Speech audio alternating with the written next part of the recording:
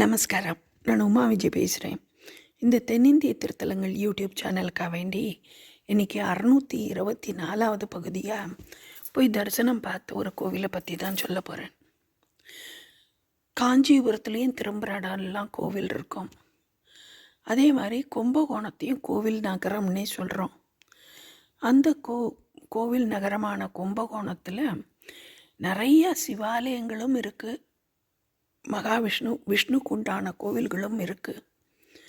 அப்படி விஷ்ணுக்கு உண்டான கோவில்களில் வந்துட்டு பார்த்தேன்னா சாரங்கபாணி கோவில், சக்கரபாணி கோவில், அதெல்லாம் வந்து ரொம்ப இந்த சோலையப்பன் தெருவில் ராமசாமி கோவில் அப்படிலாம் சில கோவில்கள்லாம் ரொம்ப பிரசித்தி வாய்ந்ததாக இருந்துருக்கு இன்னும். அந்த மாதிரி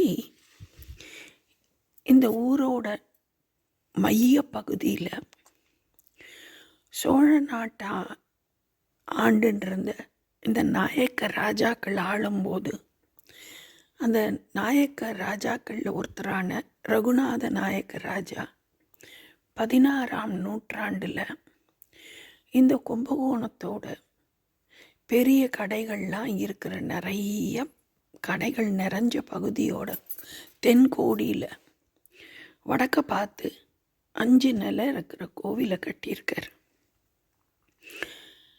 இந்த கோவிலை பற்றி நான் நிறைய தடவை கும்பகோணம் போனாலும் எனக்கு இந்த கோவில் ஏதோ ஈர்ப்பு இல்லாமல் இருந்தது. அதுக்கப்புறமா அயோத்தியில் ராமர் கோவில் கட்டும்போது தான் தென்னகத்தில் இருக்கக்கூடிய அயோத்தி அப்படின்னு இந்த கோவிலை பற்றி தெரிய வந்தது. அது தெரிய வந்ததுலேருந்து இது எப்படியாவது பார்த்தணும் அப்படின்னு சொல்லி தான் நினச்சின்னு இருந்தேன். ஈசனும் அருள் புரிஞ்சபடியா, பெருமாள் அருள் புரிஞ்சபடியா இப்போ சமீபத்து பயணத்து போது இந்த கோவிலில் போய் ஒரு நாள் சாயங்காலம் சுவாமியை தரிசனம் பார்க்குற பாக்கியம் கிடச்சிது. இங்கே உள்ள நுழைஞ்ச உடனே பெரிய மண்டபம் இருக்குது. அந்த மகா மண்டபத்தில் பார்த்தேன்னா பிரமிக்க வைக்கிற மாதிரி அளவுக்கு பெரிய பெரிய தூண்கள். அந்த ஒவ்வொரு தூண்லேயும் மகாவிஷ்ணுவோட அவதாரமாக இந்த 10 தசாவதாரங்களை அந்த அளவு தத்ரூபமாக அப்படி வடித்து வச்சுருக்கா. இதுக்கு முன்னாடி சோழர் காலத்தில் சோழர் கோவில் எல்லாம் பார்த்துட்டு இந்த கோவிலும் ஒருவேளை சோழர்கள் கட்டினது தானோன்னு நான் நினச்சேன். ஆனால் அதுக்கப்புறம்தான் தெரிய வந்தது இது ரகுநாத நாயக்கர் காலத்து கோவில் இது அப்படின்னு. ஆனால் அந்த சிற்பங்களை பார்க்குறதுக்கு கண் 1000 வேணும். அவ்வளோ அழகான சிற்பங்கள். அதில் தசாவதார சிற்பங்களோடு சேர்த்து இன்னும் ஒரு சிற்பம் மனசை ரொம்ப கவர்ந்தது வந்து ரதி மன்மதனோட சிற்பம். அதையும் பார்த்துட்டு அதுக்கப்புறம் நேராக உள்ளே போனேன்னாக்க அங்கே அதுக்கு மேலே பெரிய ஆச்சரியம் என்னென்னா, ராமர் சீதா 2 பேரும் ஒரே ஆசனத்தில், தனித்தனி ஆசனத்தில் உட்கார்ந்துட்டுருக்கிற மாதிரி இருப்பா, இல்லாட்டி நின்றுட்டுருக்கிற மாதிரி ராமர் கோயிலில் பார்த்துருக்கோம். ஆனால் 2 பேரும் ஒரே ஆசனத்தில் உட்கார்ந்த கோலத்தில், அதுவும் பெருசாக இருக்கிறா சுவாமி. அந்த சுவாமிக்கு ராமருக்கு வலது பக்கத்தில் பார்த்தேன்னாக்க லக்ஷ்மணர் தன்னோட வெள்ளியும் வச்சுட்டு ராமரோட கோதண்டத்தையும் அவரே வச்சுட்டு இருக்கார். அப்போ 2 வில்லோட காட்சி தர லக்ஷ்மணரை அங்கே பார்க்கலாம். லக்ஷ்மணருக்கு அடுத்து பார்த்தேன்னாக்க அங்கே பரதர் இருக்கார். பரதர் வந்து அந்த வெண்குடையை வச்சுண்டு குடையை பிடிச்சிண்டு இருக்கார். இந்த சீதைக்கு இந்த பக்கமாக இடது பக்கத்தில் பார்த்தேன்னா சத்ருகனர், அவர் வந்து சாமரம் வீசுகிற மாதிரி இருக்கிற மாதிரி. அப்படி ராம லக்ஷ்மணர் பரத சத்ருகனர் 4 பேரும் சேர்ந்து சீதாதேவியோடு இருக்கிற கோவில். அதை தவிர இன்னொரு ஆச்சரியம் என்னன்னாக்கா ஆஞ்சநேயர் எல்லா கோவில்லையுமே அவர் கதாயுதத்தை வச்சுண்டு ஆயுதபாணியாக தான் இருப்பார்.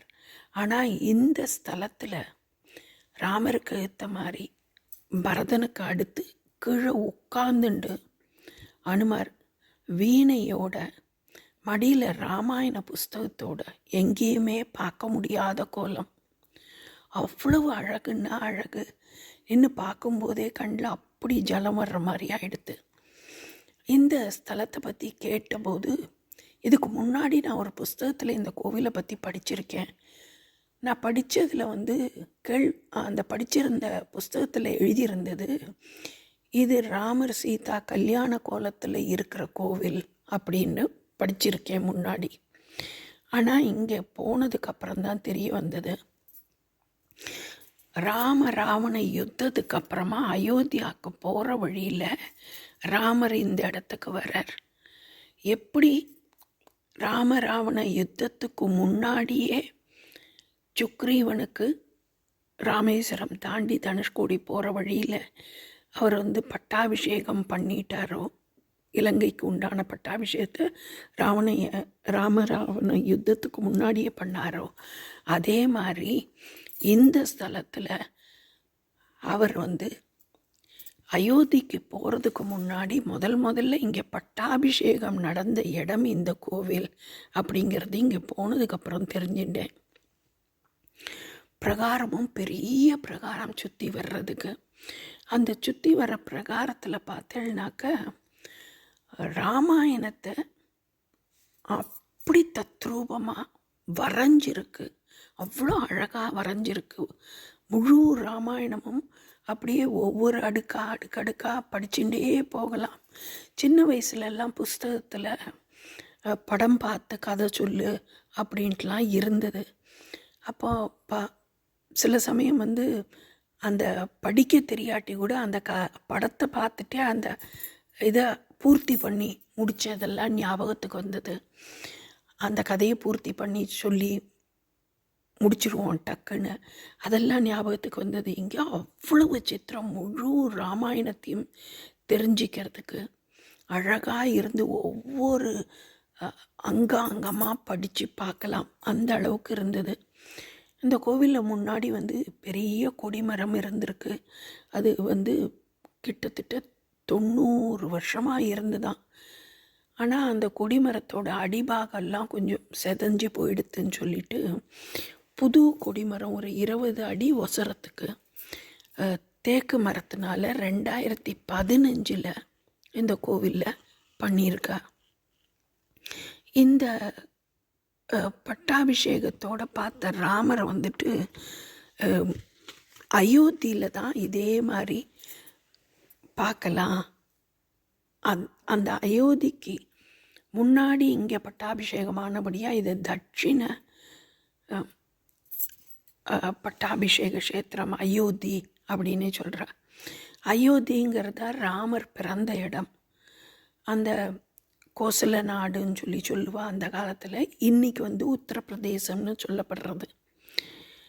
தசரத மகாராஜாவுக்கு புத்திரன் இல்லைன்னு சொல்லிட்டு அவர் புத்திரகாமேஷ்டி யாகம் பண்ணும்போது தசரத மகாராஜாவுக்கு 3 மனைவிகள், கௌசல்யா, கைகேயி, சுமித்ரை அப்படிங்கிறவா. ராமாயணத்தை படிக்கிறவா எல்லாருக்குமே கைகேயே நன்னா தெரியும். ராமரோட தாய்ங்கிறபடியாக கௌசல்யா தேவியை தெரியும். சுமித்ரையை பற்றி நிறைய தெரியாது. ஆனால் அந்த சுமித்ரைக்கு தான் 2 குழந்தைகள் பிறக்கிறது. இந்த ராமர் மகாவிஷ்ணு பூமியில் பிறக்கணும்னு சொல்லி முடிவு பண்ணிட்டு அவதார புருஷராக ராமராக இங்கே தசரத மகாராஜாவுக்கு கௌசல்யா தேவிக்கும் பிறக்கிறார். அது ஒரு சித்திர மாதம் புனர்பூச நட்சத்திரம் நவமி திதியில் பிறக்கர். அதுக்கு அடுத்த நாளைக்கு தசரதரோட 3வது மனைவியான கைகேயி, அவளுக்கு பரதன்கிற பிள்ளை பூச நட்சத்திரத்தில் பிறக்கிறார். இந்த பரதன் யாருன்னு பார்த்தோன்னா விஷ்ணுவோட கையில் இருக்கிற சக்கரம் தான் விஷ்ணுவை விட்டு பிரிஞ்சு இருக்க முடியாதுன்னு பரதனாக பிறந்திருக்கு. அதுக்கப்புறமா சுமித்ரை, இந்த சுமித்ரைங்கிறவளுக்கு 2 குழந்தைகள் பிறக்கிறது. அந்த 2 குழந்தைகள் லக்ஷ்மணரும் சத்ருகனரும். அவள் வந்து ராமர் பிறந்த 3வது நாளைக்கு ஆயில்ய நட்சத்திரத்தில் பிறக்கிறா. இதில் லக்ஷ்மணருங்கிறவர் வந்து ஆதிசேஷனோட அவதாரம். இந்த சத்ருகனங்கிறவர் வந்து மகாவிஷ்ணு கையில் இருந்த சங்கு. இந்த 4 பேருமே, அதாவது விஷ்ணுக்கு உண்டான சங்கு, சக்கரம், ஆதிசேஷன், விஷ்ணு எல்லாருமே சேர்ந்து மகாலட்சுமி தாயார் தான் சீதாதேவியாக இருக்கா. அப்படி அந்த இதில் இருக்கிற சுவாமியை இந்த சந்நிதியில், இந்த கோவிலில் பார்க்க முடியறது. அது தவிர இந்த சுவாமி வந்து சாலிகிராம கல்லால் ஆனவர் அப்படிங்கிறதும் ஒரு கூடுதல் தகவலாக தெரிஞ்சிட்டேன். இந்த சுவாமிக்கு முன்னாடியே உற்சவ மூர்த்தி 4 பேருமே இருக்கிறதையும் பார்க்க முடியறது. இந்த சுவாமியோட கோஷ்டத்தில் பார்த்தோம்னாக்க பிள்ளையார் இருந்தார். அதுக்கப்புறமா பூவராக சுவாமி இருக்கிறத பார்க்க முடிஞ்சது. இந்த கோவிலில் இவாளை தவிர, இந்த சன்னியத்தை தவிர ஸ்ரீதேவி பூதேவி சமேத பெருமாள் சன்னதி தனியாக ஒன்று இருக்குது. அயோத்திக்கு போக முடியாதவா கும்பகோணத்தில் இருக்கிற இந்த பெரிய கடைவீதி தெருவில் இருக்கிற இந்த தட்சிணர் ராமசாமி கோவிலில் போய் அந்த ராமரோட பட்டாபிஷேக காட்சியை, அதோடு சேர்த்து அனுமார் கதை இல்லாமல் அழகாக கீழே உட்காந்துண்டு வீணை வாசிச்சுண்டு, அவர் ராமாயணத்தை தான் வீணையில் வாசித்து பாடினார் அப்படின்னு ஒருத்தர் சொல்லி கேள்விப்பட்டிருக்கேன். அதோடு சேர்த்து பார்க்குற பாக்கியம் நிஜமாகவே காண கண் கூடி வேணும். சந்தர்ப்பம் கிடச்சவா எல்லாருமே போய் பாருங்கோ. இந்த கோவிலில் வந்துட்டு மாசி மகத்து போது ராமரும் சீத்தையும் மகாமக குளத்துக்கு எழுந்தருள்வாளாம். அதே மாதிரி இங்கே ராமநவமி ரொம்ப சிறப்பாக கொண்டாடப்படுறது. அப்புறம் சித்திரை மாதத்தில் அமாவாசைக்கு அப்புறமா வர்ற திருதியை நட்சத்திரம் வந்து அட்சய திருதியை அப்படின்னு சொல்லக்கூடியது. அந்த அட்சய திருதியை அன்னைக்கு 12 கோவிலில் சேர்ந்த பெருமாள் எல்லாருமே வந்து கருட வாகனத்தில் காட்சி தருவா. அந்த காட்சி தர்றது இந்த பெரிய கடத்தர வீதியில் தான் காட்சி தருவா. அப்போ 12 இந்த கருட சேவைன்னு சொல்லுவா. அந்த 12 பெருமாள் கோவில் யாரெல்லாம் பார்த்தேன்னா, நம்மளோட ராமசாமி இப்போ தட்சிண அயோத்தின்னு சொல்லக்கூடிய ராமசாமி கோவில், ராமசாமி பெருமாள், சாரங்கபாணி பெருமாள், சக்கரபாணி பெருமாள், ராஜகோபாலசாமி பெருமாள், வரதராஜ பெருமாள், பட்டாபிராம பெருமாள், சோலைப்பந்தரில் இருக்கிற ராமசாமி பெருமாள், சந்தான கோபாலகிருஷ்ண பெருமாள், வேணுகோபால பெருமாள், நவநீத கிருஷ்ண பெருமாள் அப்படின்னு 12 பேரும் கருட வாகனத்தில் ஒரே இடத்துல காட்சி தருவா. அது பெரிய விசேஷமாக கொண்டாடப்படுறது. சந்தர்ப்பம் கிடைக்கிறவா கண்டிப்பாக போய் பாருங்கோ. இந்த வீடியோ பிடிச்சிருந்ததுன்னா லைக் பண்ணுங்கோ, கமெண்ட் பண்ணுங்கோ, ஷேர் பண்ணுங்கோ. நமஸ்காரம்.